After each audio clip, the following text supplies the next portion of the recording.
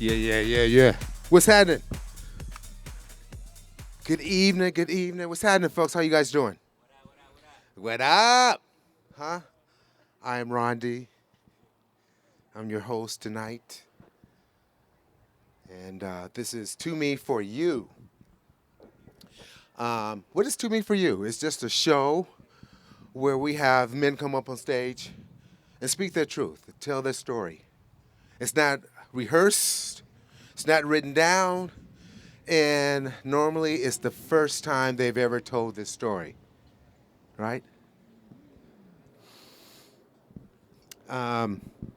So many of us have been on the stage before. I'm one of them. I've been on the stage, told my story a couple of times. Actually, I told it once, right? I probably need to tell it again, tell something, right? But I love telling stories. If you know anything about me, I love telling stories. And I'm just going to tell you guys a couple of stories that happened recently. And some of you know this story, right? So I got hired to work at this school, right? And I'm working with young folks, really young folks.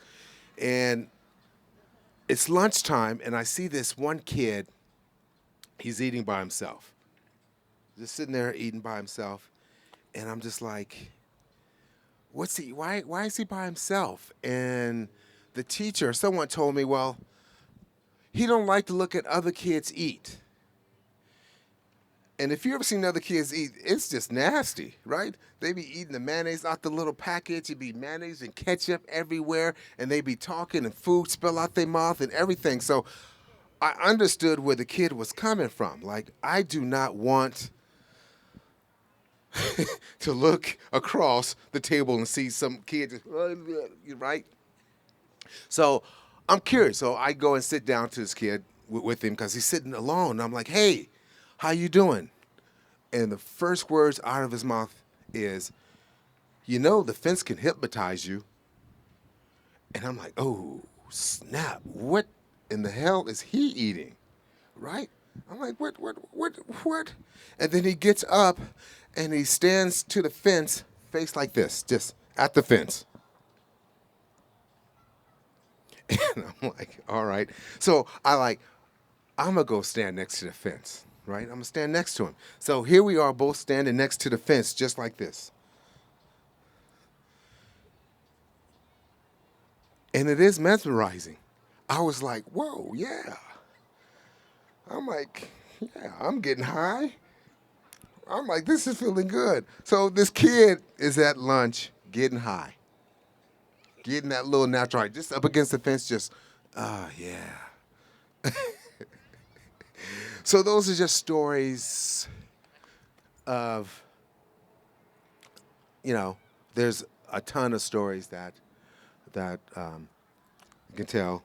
Just this Friday night, we were out to dinner. I was with my partner and her son, and we meet one of her friends for dinner. And he has two older kids. And they're about 16 and 15. And I swear to God, that the 15-year-old's one of them kids that just don't shut up. He is just going, asking me all type of questions, and just going and going and going and going and going. And he's just, I'm like, God. And his dad was sitting down in the dinner. His dad said, okay, no more words from you. Just be quiet. Just, all right? He took about 30 seconds. And then he was right back at it. And so we decided we're down by the lake. We decided to walk down to the lake and do some walking down there on a Friday night. And you know how the lake is. The lake is always, something's going on at the lake. Something's always going on. And we're walking down at the lake, and we're at the columns, and they had this show where these guys were, I don't know, I don't know what type of show it is. Like, they cross-dress. Are they, these guys, these men are dressing in like women, and they're doing these dances, and they had a big crowd around them. And I just thought it was cool because they was doing their thing. doing their thing. You know, one, swear to God, he was maybe 6'4", 6'5", 200 and something pounds, muscular, and he had like a camisole on. He had the little thong on and everything, and he was dropping it like it was hot. I was like,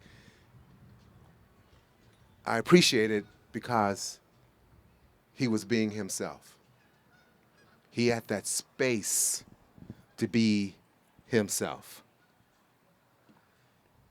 And that's important to me because I'm wearing a kilt tonight. And I've been wanting to wear a kilt for a couple of years now. I've been curious about it. What's it like to wear a kilt? And a few things inspired me to wear this kilt.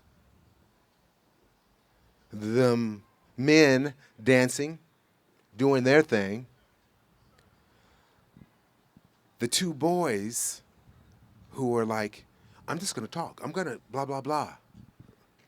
And then Akai, this little brother right here with the blonde hair, dyed his hair blonde and went to school.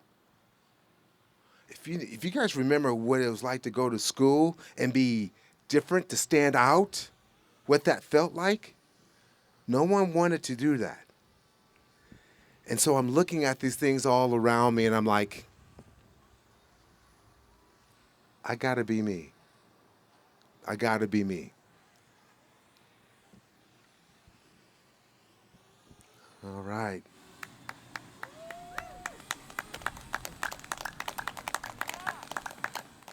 You gonna be you tonight, bro? I hope so.